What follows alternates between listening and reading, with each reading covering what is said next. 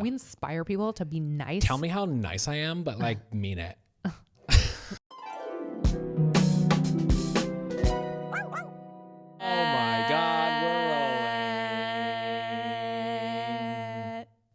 Welcome back, ladies and gentlemen. This is House of Herbie, your safe space for bad bitchery, self-discovery. I'm your host, Queen Herbie. And this other guy, I don't know. Who's this other guy? I'm your host, Who's Nick. This? Who's this guy? Who's this guy? We love this. We love this space, this safe space. It's a magical space. It's warm here. It's been a wild ride, you know. It is crazy to think that now only our video is only on Patreon now. I mean, we got audio, obviously. We're going to keep this audio for everybody for free always. Mm-hmm. But we love our Patreon fam. Thank you to our sugar daddies who are supporting us. We love being here with you. Hey, and thank you for everybody for fucking listening to this shit. Yeah, what the fuck? It's really cool. What's wrong with you? We kind of just started this because we were like, well, we don't know exactly what it is, but let's just start. Yeah. Take our own advice here and just start and see what happens. And thank you for if you like it, rate and review. Let us know how you feel, you know. Yes. We love, oh my God, how many ratings we are up to? I don't know. I think on Spotify it was like close to 700, which I was very kind of surprised about. Yeah. That's incredible. And almost 300 5-star reviews on Apple. I love this. God. Okay, this is so exciting. So one thing I noticed when I was like in grade school and high school and college was that you have to spend a lot of time curating your friend group, like to find your tribe and to find your people that think like you and talk like you and have your sense of humor. It takes a long time. Yeah. And what I love about podcasts, especially this podcast, is I feel like we are finding our people and our people are finding us, and there's nothing better than that. And a lot of people apparently have beat addictions. Okay. I was reading some comments from last week, and they're like, yo, I have the same beading problem, or macrame, or there's a lot of different crafts. You are such a crafty you're a crafty bitch. I'm a crafty bitch. You're a crafty bitch. I don't think make stuff. I don't think people really know that about you. Do they not? To the extent of your craftiness. Well, let's talk about my gum that sold out. Okay.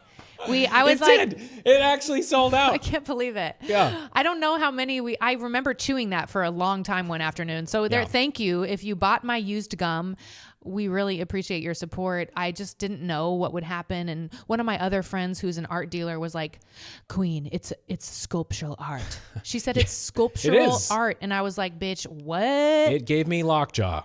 See, you better enjoy it. I struggled. And then I had to preserve the gum in like a glaze. There was this whole process. And then we sourced, Alex and I sourced this velvet purple box. I was like, it has to be velvet, it has to be purple. Mm-hmm.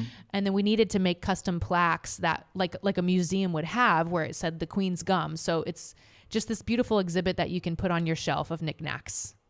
If you are religious or have beliefs that restrict exploring ideas of the soul coming back for many lifetimes, this may not be the episode for you. The disclaimer. I just had okay. No, hold on. Let me say the martinis are flowing. Okay. No, let me put a little asterisk to that asterisk. Give us a preface. Okay, so I think keep listening.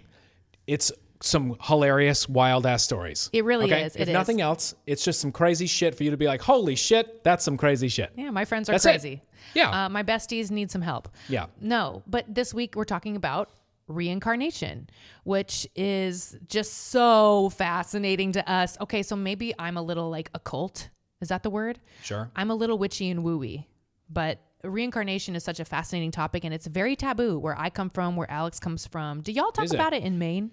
Yeah. I don't think it's like super mainstream. What's really wild to me is how profound like some of the books and some of the research that I've done is. Like it's so profound, and the fact that nobody is talking about it. But so in Western culture, we don't really talk about it, but in a lot of like in India, for sure, karma, India and all Asia. That shit, that's their belief. I mean, that was in Buddhism, right? Yes. But if you are triggered by this in any way, because listen, I went home one time and I started talking to my sister about this, and she was like, listen, no, we are not recycled. She was like disgusted by the conversation. So I just want to say was she really? Yeah, but look, we still love you deeply, and this episode might just make you a little uncomfortable. But reincarnation, for those that are curious, so fascinated, so excited to share with you what we found, which we're not experts at anything, but damn, this is a safe space, okay? Because it's also kind of what everybody like, okay, so the people call them the avatars or whatever, the people that are the spiritual teachers and leaders. The enlightened masters. Yeah, Buddha, this does include Jesus. Yeah. Buddha, Krishna. Do they ever mention reincarnation in the Bible? No, there were a couple. Well, listen, it's also been edited. We talked about this on the podcast before. The Bible has been kind of siphoned off and retranslated and edited to suit the needs of men. So it's Sure. not pure. It's not perfect. They found the Dead Sea Scrolls. It got a bunch of shit that they didn't put in there. Okay. So just the reminder again, the podcast is a safe space for self-discovery and exploration. Change, transformation are inevitable. In my opinion, I am the queen of transformation and I'm obsessed with this. I personally think that rebirth, which is another word for reincarnation, rebirth, which is, shit, I've had like how many rebirths since I've known you? 6 or 7. Okay. Rebirth is a genius design by the universe, source, God, whatever you want to call it, that allows us to truly be one and return to God or return to source energetically. So it's like, I do think even though the origins of reincarnation concepts were like from India, like we're talking 800 BC, y'all, long ass time ago. Incredibly old concepts. It's now the foundation of Buddhism, which is like, y'all have heard of the Dalai Lama. Like they pick that dude off of what they think reincarnated Absolutely. as the dude. Totally do. Yeah. The Dalai Lama is chosen based on, so, and then Stop Hinduism. The drama. Call the Dalai Lama. Yes. And Hinduism, right? So I just think being raised a Christian, I feel like Alex knows this too, we're told we're going to die and go to heaven, right? So I feel like there's a lot of people didn't really, y'all, we need It's the same. It's the same. We're going to keep saying this. Okay. At the bottom of it, it's all the same. And this is just my perspective, but it does feel very much the same. So, and meanwhile, the Christians, right? I'm calling it out, are obsessed with like living long lives and they're afraid of death. So it's like, wait.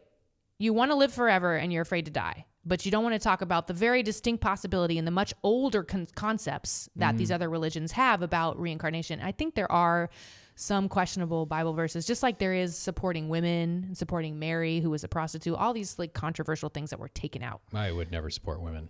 See, this is exactly how it happened, y'all. Very simple. Okay. A bunch of men, a bunch of dudes sat down at the table and said, got their nah. fucking rugby shirts on and we're like, nah. It is also kind of convenient to be like, you only have one shot. Do not miss your chance. Like, don't fucking sin. Like Sure. I just did by saying the F word. Yeah. Because you go to hell. Fucking shit. Crazy.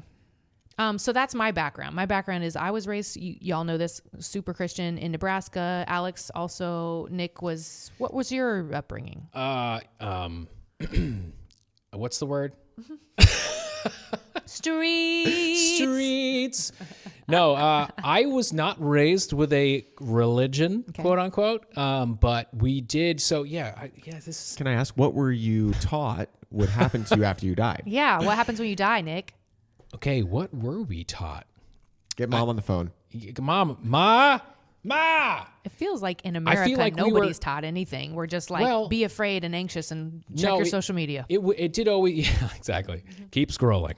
It was taxes. definitely a very, so like I was saying, I grew up with these Hawkins books like on the shelf. I just never read them. They were just the boring books that my dad would read. These are consciousness books, y'all. Yeah, this is the dude with the consciousness scale and the fucking 0 to 200 is breaking point, all this shit. So we were raised with like it was like more of like a morality, I guess, like a moral standard. I think there was never like this is what we are. I think it was always kind of presented like, hey, this is like what the stories are. I remember there was, as we were getting a little bit older, or maybe like 5, 6, 7, 8, something, we were able to like understand things a little bit more. I remember my dad would sit us down and go through different Bible stories and stuff just to like kind of keep us in the loop. And also because, both of my parents still grew up in the church, True. everybody did. Catholic. They were the first not to. Yeah. I think it might've been a big deal to my grandparents, to Meme and Pepe, because we're French Canadian. Yeah. We didn't go because then we were the first grandkids too. To not go to Period. church every We were week? the first grandkids, period. And Oh, then we right. didn't go to church really. You were the first generation though. Your parents went to church every fucking week. They did. Okay. Yeah, exactly. Wow. So, yeah. So, but we were always kind of raised, I think, with like a basic, it was never like there isn't a God or anything, but I feel like there just was no dogma really. They didn't force their views on you? But do you recall? do you recall like thinking like, what's going to happen to me when I die? Because it was all consuming in my house. In my brain. Interesting, right? Yeah. All consuming in a Christian house. I'm gonna. Say, I don't. Yeah, it was not all consuming in ours. Which it is was interesting not because a Christian. Sorry, I'm eating an olive and it's very buttery and delicious. Yeah. Hi, Nick Noonan. I do love being alive, but it's funny that in a Christian house where you're like, these are my beliefs, and there's like songs and there's so much fear around death. Yeah. Where in your household, where it was less emphasis on a religious thing. Yeah, I mean, there is still fear around death too, but it was. See, I just don't It have was sort any. of matter of fact. You were like, It well, at was some my point we're upbringing. going to die. Yeah, I don't have anything else to bounce it off of Right. for a perspective. Well, you didn't feel the pressure of, but you could go to hell. Zero. Mm. I And felt I think zero. That's the pressure right there. Yeah. That's it. You're going to burn. What is hell? Can you describe it for me? It's eternal fire and shame and guilt. Yeah, we should be able to describe Eternal it. suffering and Eternal suffering. eternal suffering. Wow, eternal. It's like Dante's Inferno, where there's just like ugly, naked demons that want to fuck you. Keanu. I mean, it doesn't sound like the worst time. And like tear your flesh, and then it grows back, and then tear it again. Oh, yeah, that's bad. Yeah. Yeah. They try to make it sound really Yeah, bad. eternity of suffering. Dante's Inferno, was that Keanu Reeves? He's down there? And like, nah, but he's questioning the shit. Right. Like, No, they are. Is there research? Is there any information? Can we, like, yes, we're about to get into it. Yeah. Okay, you starting? Okay. The idea for religion, a lot of religious culture is the idea of dying once and being judged by God. Okay. Okay. So, and you do Love go to it. heaven. So that's a plus. Okay. A lot of people are like, you're going home to heaven and he will keep a room for you. Which I would like to say is really similar to our research of the soul world, right? So heaven, the soul world often are called the same thing. It's a feeling of arriving home. And this is something actually my grandmother shared with me, that she had a near-death experience Oh, yeah. during a miscarriage where she felt immense peace when her heart rate, everything was dropping and it was like scary. And she did come back, thank goodness, but it was like, thank goddess. But she said that she had never felt more safe and more like at home than when her body was sort of failing her. Yeah. So I just want to say that there are a lot of people out there that have experienced near-death experiences, and there's, there are now drugs that can induce this. Apparently that's DMT. Well, like we talked about was that last week? Drugs, yeah. Yeah, I mean, there are so many people. They'll have one guided trip session, Right. Experience with a guide for either LSD, psilocybin, whatever, DMT or ayahuasca, and they literally don't Not afraid fear. to die. Yeah, So there are a lot of options here to discover this, and I think you were right to mention karma, right? So I think a reason a lot of religious people are worried about reincarnation is because it is kind of a bummer. You have two perspectives. You're like, we keep coming back into these bodies. You're telling me we keep coming back, and we have all these things we fucked up, and we have to pay for it later. right. Nobody wants to pay for it. Yeah, and I think that is the incorrect approach to karma, or at least like kind of the. According to the books negative, we've read, yeah, it's the wrong so approach. it's just kind of the wrong approach. It's just you're just seeing it a little the wrong way. Like the karma is not always. It's not bad. Never bad. Actually. In the books that we've read, and we're about to get into it, like they want, like, karma is a beautiful unfolding of discovering yourself and your soul developing. Even the concept of good or bad is based off of the fact that we are trying to survive. Yes. Okay. So when you no longer have a body, the concept of good or bad is gone. There is nothing to defend anymore. Nothing to There is defend. only truth. And there is nothing to hide. So you're like, oh shit, I did fuck that up. You know what? Maybe I should experience the other role of this. And according to this research, we do choose to come back and experience the opposite. It is always your choice. Yeah.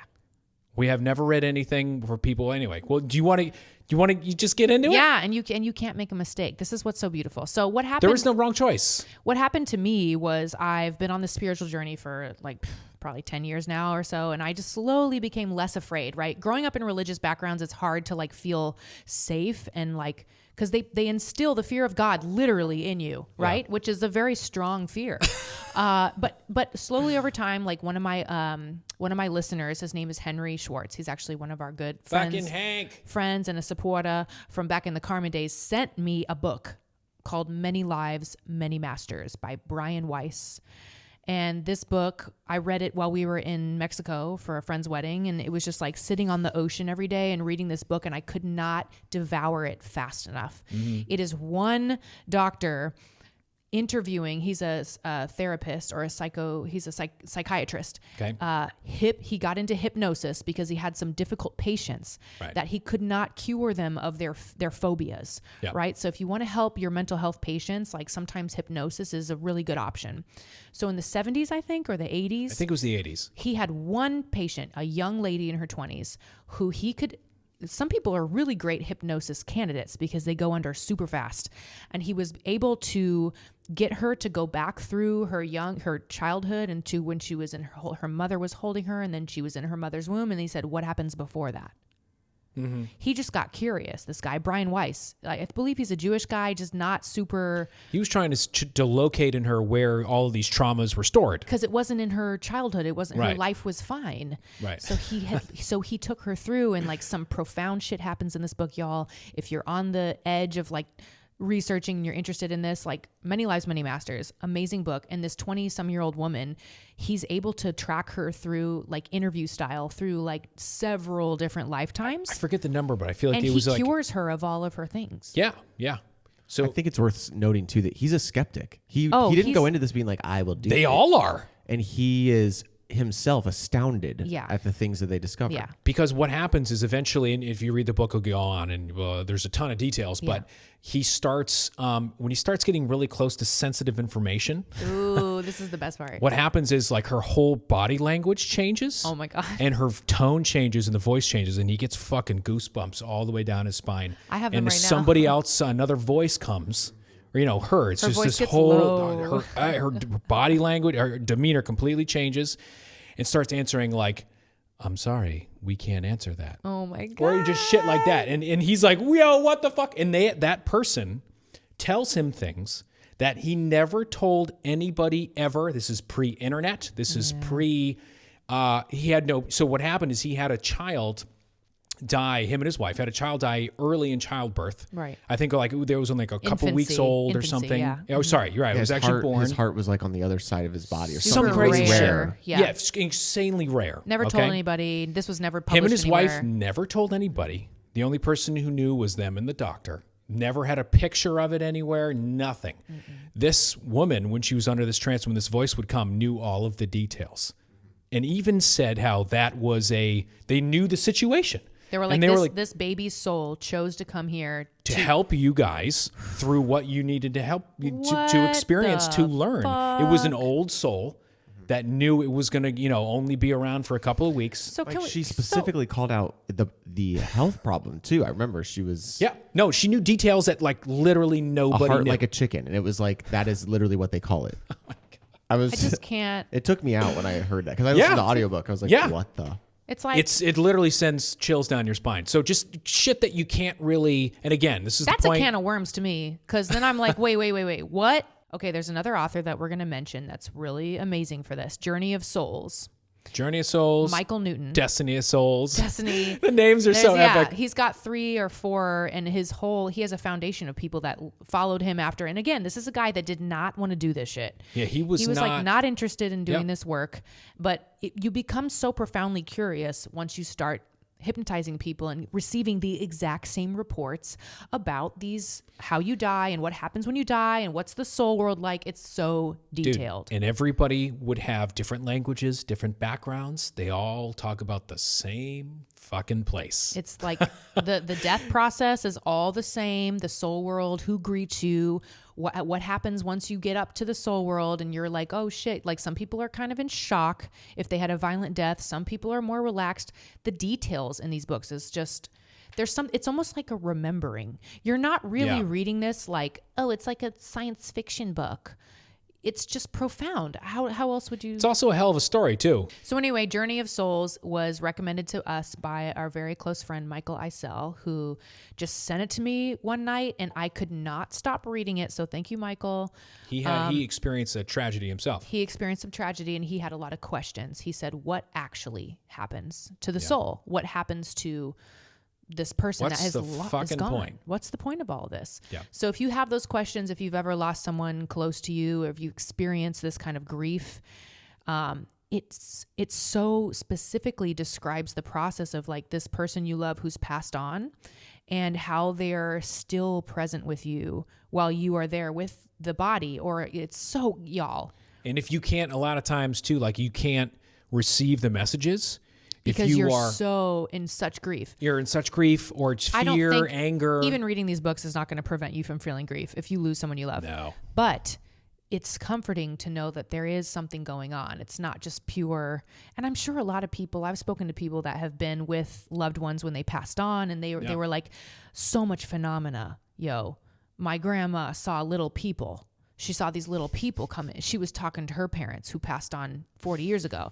Like, it's like, what? What are you talking about? All the nurses in hospice, Yep. they have so many stories, and we're just like laughing it off. Like, oh, well, let's make sure we moving on, pay our taxes. Like, listen, y'all. Well, the near-death experiences too, with people with like NDE. didn't your grandmother? Yeah. What did your grandmother say too when she experienced, when she finally came She to? fainted. Yeah. She went unconscious. Yeah. And when she finally came back to, she was like, oh shit, I'm back in my body again. No, it was like, it was a bummer. Yeah. And these books too are so the thing that I like about the Michael Newton books too are, it's very, like we were saying, he didn't believe in any of this shit. I think he was atheist or agnostic or something. Yeah, a lot of people are. Yeah, and he, again, most of these people find it by accident because they're regressing people, through their childhood, through their life experience, and then they go, okay, and then you're in the womb or whatever, and then what happens before that? And they start like answering it, and he's like, oh shit. They just like, okay, I think it's safe to just keep going. Yeah. And then they let go me know through. if you're uncomfortable. It feels very safe. It's not ever dangerous in any way. And it's all through hypnosis. Apparently it does take hours to get there, to get that deep. Yeah, because I looked into it. I was like, I want to do a past life. Do it. I want to do, it's called past life regression. Look, no, like you would probably be good at it. I found a woman who was trained by Michael Newton. So that was my goal, but it was during COVID, and I really wanted to be in person. Like I think I want to have the person there with me, like rather than a Zoom call, 5-hour Zoom call.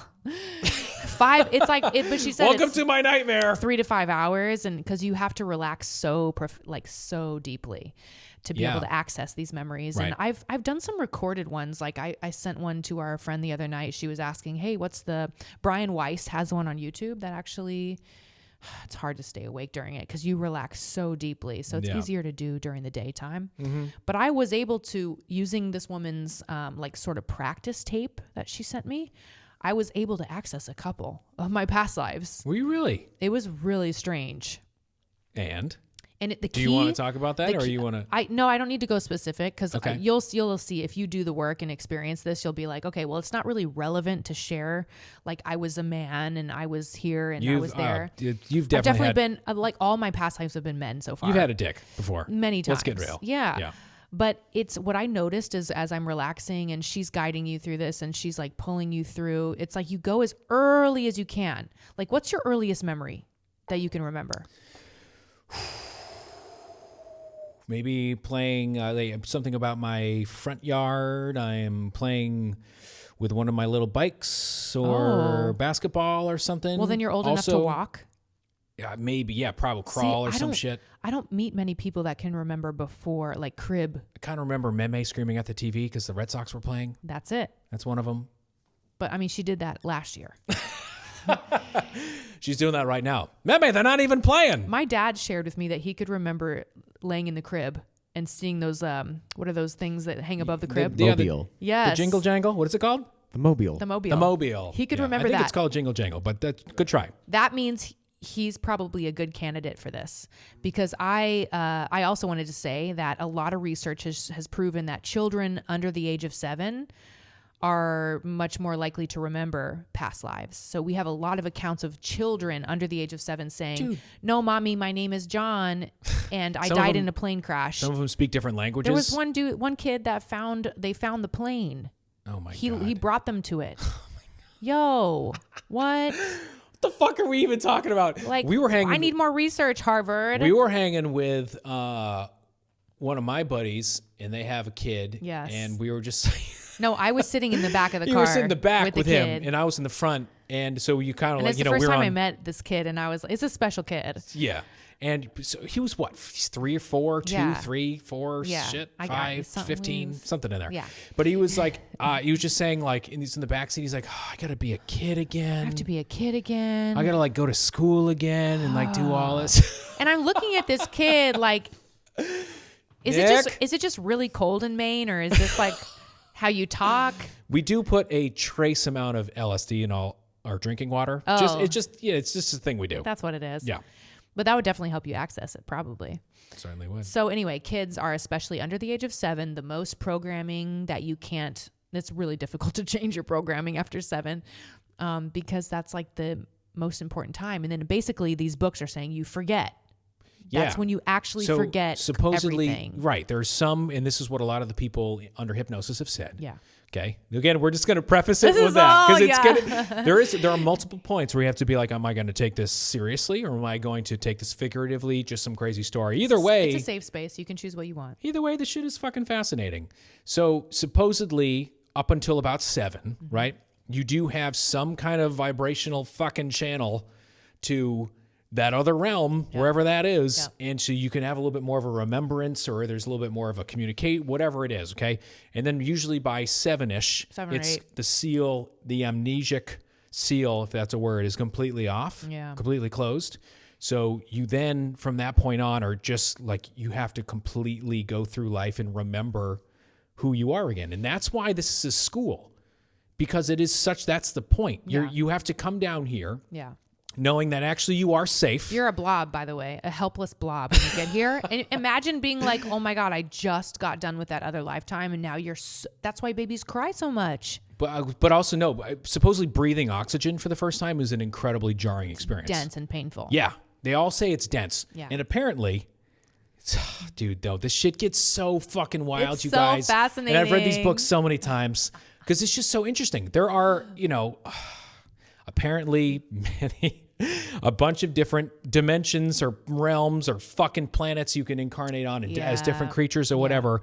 Earth is one of the most intense places you can go. Yeah. If you're already incarnating on Earth, you're a crazy motherfucker. Yes. And you're down for some crazy fucked up shit. Yeah, shout out. Because you have a combination of physical and emotional pain bodies or experiences or whatever that you're going to have to deal with. Come on. And they're both completely all-encompassing. Yeah.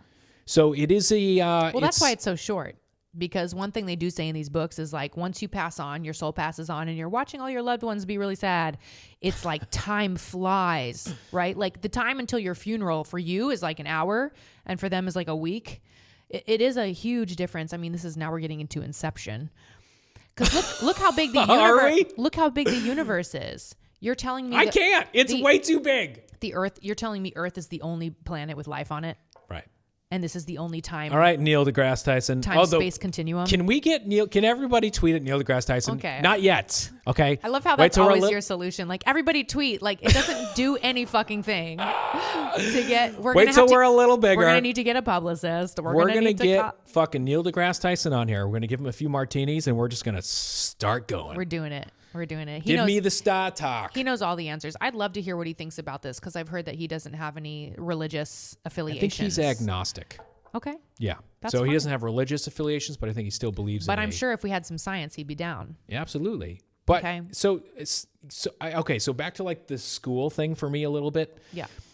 That's why, the thing that really clicked with me in reading all of these different concepts for this shit, I'm going to touch my ear. That's how you know it's getting fucking real. It's getting real. You can only see it on Patreon. All of these books, all of these concepts, all of these books, all intersect. Okay. So if you are new here, and that's probably where this expression came from. Like, what, are you fucking new here? Right. Well, it's your first day on Earth. If you're new here, being a human on Earth is an incredibly sensory overload, intense experience. So it's going to be really difficult to master. It's probably going to take a long time. So we know the people who are fucking shitheads, or they're not even shitheads, or just, we think of them as like, you guys can't get your shit together, or why can't you get over this or whatever. Yep. A lot of times those are young souls or my new God. souls. So both David Hawkins and Michael Newton, and there was two other books that I read too. Yep. They all talk about between like 75, 82% of the population is either below 200 Right. or a new fucking young soul. Period. Those are the same numbers. Okay. They just have different ways to express what it is. Why can't these authors and doctors like get together and have a conference? I'm going to do it right. I will be your conference. We are It's House the same of Herbie. thing. They're the same thing. The reason you're below 200 is because you're still learning Yes. how to be on Earth with a body. And they always say life is short.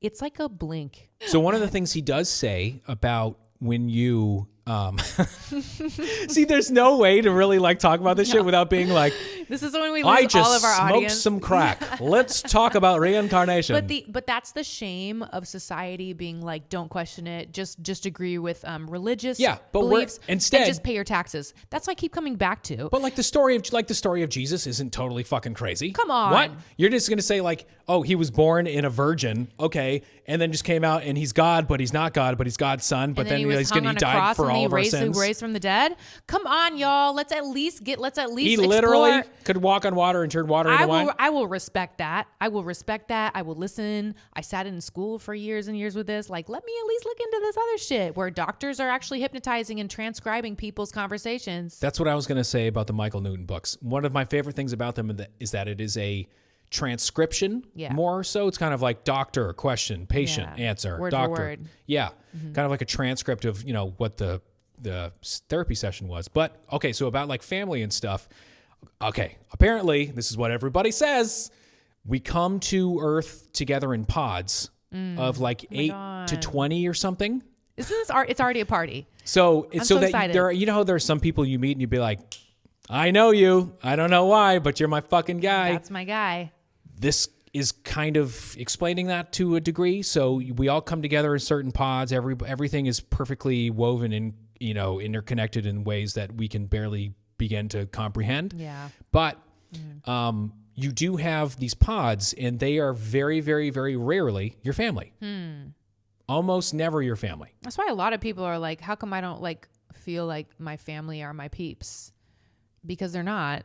It doesn't mean your family still cannot be your peeps. And they were still given to you as your family to give you certain skills. Absolutely. But there are still, it could be totally, be like, oh, my bestie is total. I could see that. Or my aunt or my fourth grade teacher. Do you ever have like a grandparent that's like you're super tight with? That's for me. Like, wow. It's cool. Yeah. It's my grandma and I feel like we're sisters. But she's 84. Let us know in the comments what you feel. If you're vibing with this, if this is like stuff you're interested in, because we could talk about this for hours. Yeah. But they say so we talk about consciousness a lot. They say energy never dies. Right. So even if you're on the fence, like, I don't know what happens when we die, whatever, they say it only transforms. Right. So there's actually movie and a study and a book and stuff about this thing called 21 grams. Have you ever heard of this? Okay. Yeah, is that the so betting? This guy, that's Duncan movie? McDougall. Yeah, it's a movie. No, I'm just kidding. But this guy, Duncan McDougall, in 1907, that was a long time ago. He did an experiment where he put people who were dying on like a sensitive scale. As they were dying, like he put their bed on a scale, and he found that once somebody passes on, they lose 21 grams. He was trying to weigh the soul. Right. In 1907. So this has been a long time coming. So he had previously determined that the weight loss, or he had previously like tried to attribute the weight loss to like moisture evaporation. Gases releasing something. Or like the skin. Yeah. But by comparison, it was much more sudden and much larger amount. Like 21 grams is almost a whole ounce. That's like 3/4 of an ounce, which is a lot of moisture to lose instantaneously upon somebody being proclaimed dead. Yeah. So there is 1907 is a long time ago. I don't know, but that's really fascinating that the soul might have a weight. And then so if you pass on, in the way these books, these hypnosis patients are describing it, is as soon as the moment of death occurs, sometimes the soul hops out early.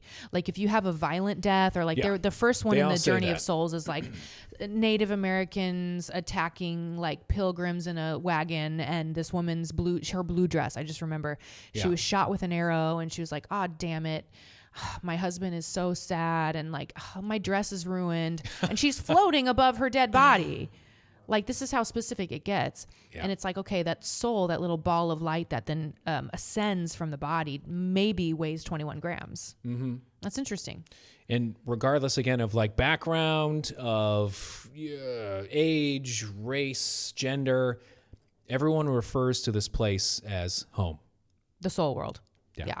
So what happens exactly? Let's just give them a little fantasy, because if they haven't read the book, if they're going to read it, if they already read it, this is a good reminder. So you pass on, and some people have a hard time. Their soul kind of lingers through the funeral. Like they hang out to the funeral. I think it's like usually like 3 or 4 Earth days or something. Yeah, or sometimes a week. Yeah, sure. And then you go through this whole some kind of travel through some, which they portray in like the Disney like a movie wormhole. Soul. Yeah.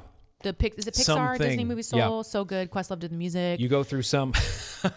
You go through something that's bringing you to this other place. Bright light. And then there are people who are, so apparently everybody has soul guides too. Yeah, so you meet your guide.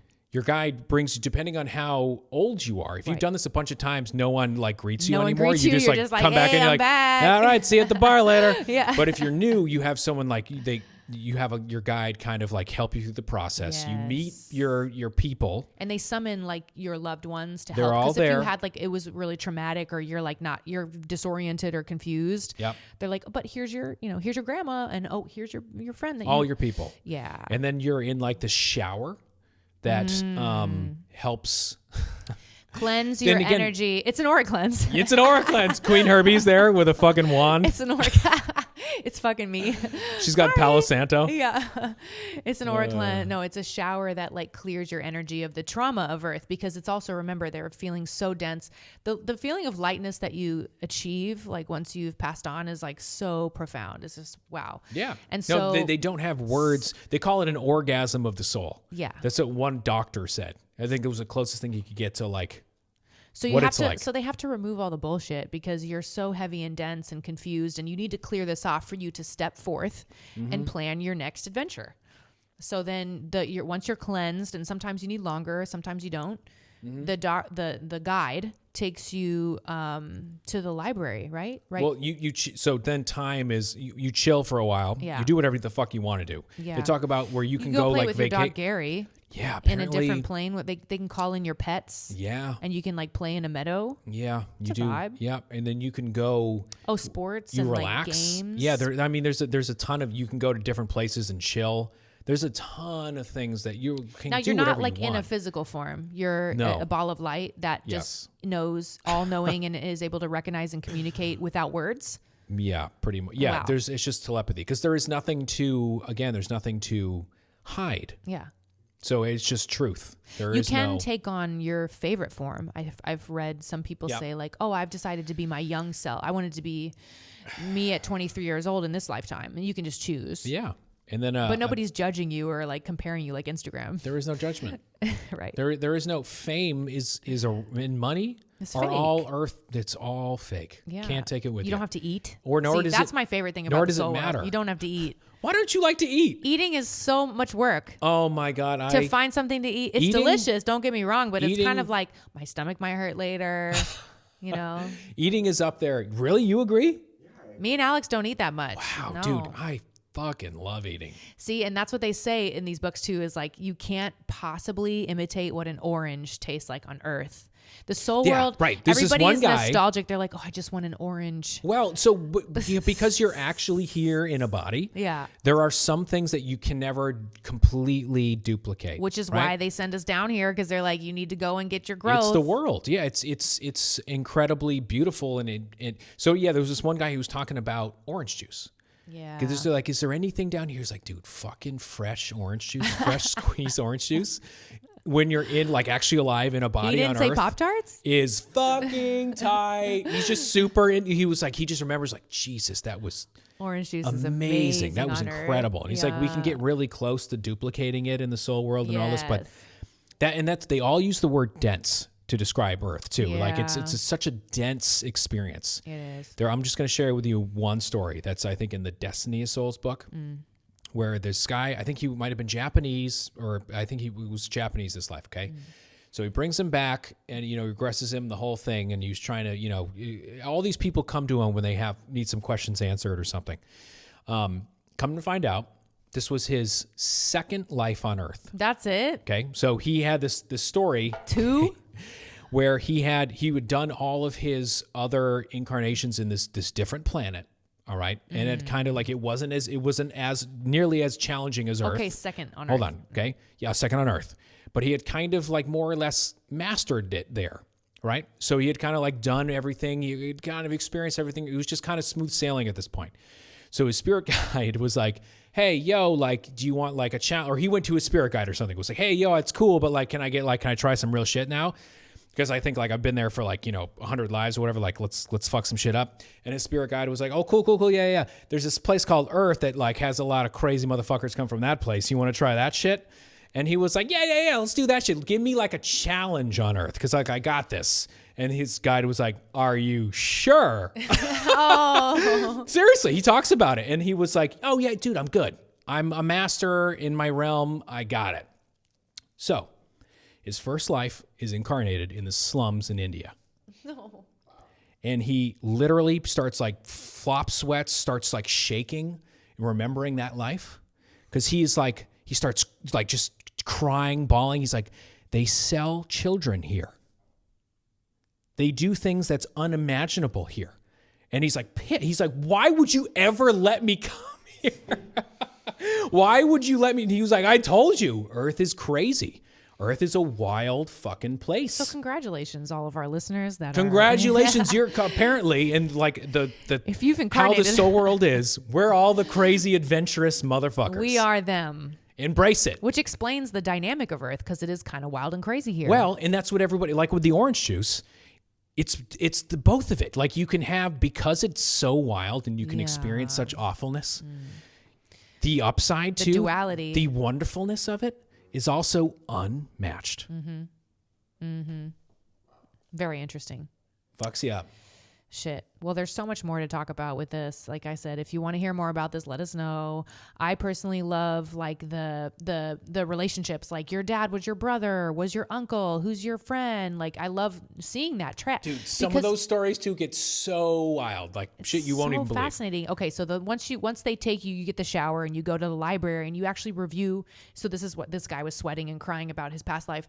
You go to the library and you kind of refresh yourself on where you've been, because your soul just wants to grow and evolve and get closer to source, to God, to being that creator essence. This is a creative living podcast. Like we're trying to be the most creative, the most free, the most. And if we are all God. Yes. And the point of God is to experience his we're bloops of God. Well, and he wants to, like, as a point of, like, he wants to experience his own creation. That's it. And that's what we're doing. It's amazing. That's what this is. So you leave the library and then you go to the theater room, where there's just a big circular white room. And then there's a desk with like a bunch of guides.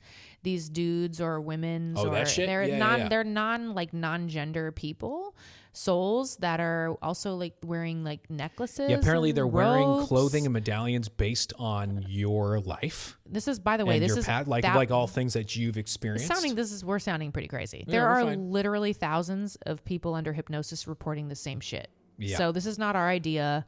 We didn't make this shit up. We've read multiple books where people from different doctors and places around the world have experiences. So you're talking to your guides, and the guides are like souls that have way more experience than you. They might be like secondhand man and women of God. Like they might be like next to the creator source energy or something. So it's not better than or anything. It's not better like you're than. saying. It's just they've just been around a little. They just started earlier. They started earlier than you. And there's a place they describe the place where the new souls are being born, and there's like mother souls that are like actually helping these new bloops of God. It's just like shitting out these bloops of souls, and they're going into their first lives. But when you're in the room with the theater with the screens, they give you several options for your next life. Yeah. So they're like, do you want to be a paralyzed person? Do you want to be a very attractive woman who's not very smart? Do you want to be, there's just so many, and you actually have a say. You choose it. You do not come here. Well, they give you guidance. You do not come here unless you choose to. Yes. That is the overwhelming fact of like, no one forces you to come here. It may feel like that since we have our amnesic like block. Yes. And we're just down here on our own. Otherwise, if we could remember everything, what would be the point? You would never grow because you right. would think... You're not actually cut off from everybody, just like, here you go, sink or swim, go fuck yourself. And that's why meditation and all these like practices that we do to try to just remove ourselves from it. Exactly. Quiet the human animal body. Yeah. So you can allow the soul to peek through. Yeah. That's all that is. It's really interesting because that's a whole different book. Like now we're not even talking about reincarnation. These are like all the books that we read all to me, they're intersect. It's all the same shit, dude. So it's crazy. all the same story. I mean, the shit that blew my mind was that everyone was saying it was like 80% was either below integrity or a new soul. Right. That's the same thing. Yeah. It's the same thing. It just means that it doesn't mean that you're a bad person. Right. It doesn't mean that you don't get it. It just means that you're new. Everybody has experienced this before. It just takes time to understand this environment. They also tell you in these books, if you're an old soul, you've had like 400 plus lifetimes. I forget what the number is. Something around there. Okay. I think everybody has had on average like 200. They're trying to really figure this out. Jesus. We just need more research. I need funding. Let's go. I think we should write a Netflix show about it. Oh my God. And we've been wanting to for a long time. Some little like shy waitress is like Marilyn Monroe. We'll dramatize it big time. We really could. Is it going to be fictional or are we going to like do scientists? No, I know it can be a little of both. It can be what is it called when it's both? To be determined. To be determined. Based on a maybe true story that I thought about once. So can I do one more book recommendation and then we can stop talking about crazy shit? Okay. So the Tibetan Book of the Dead. Okay. Is because I'm also obsessed with like old ancient culture and all this stuff. One of my friends, Carolini, actually recommended this book called Living, Dreaming, Dying by Rob Nairn. I'm not sure that I said that wrong. Living, Dreaming, Dying is a book about, it's basically, because the Tibetan Book of the Dead is hard to read. It's like very ancient, but it basically describes the process of the body dying in a series of experiences called bardos. So bardos, I believe, is another word for stages. So like bardos are like stages of your consciousness as your body is dying and your consciousness is like, oop, time to go, bitch. And it gives you like the whole fucking process. So speaking about like not being afraid to die and opening our minds to all these new concepts, and it also just enriches your experience. Every day you wake up excited to live and create and be a creative, and we need your art.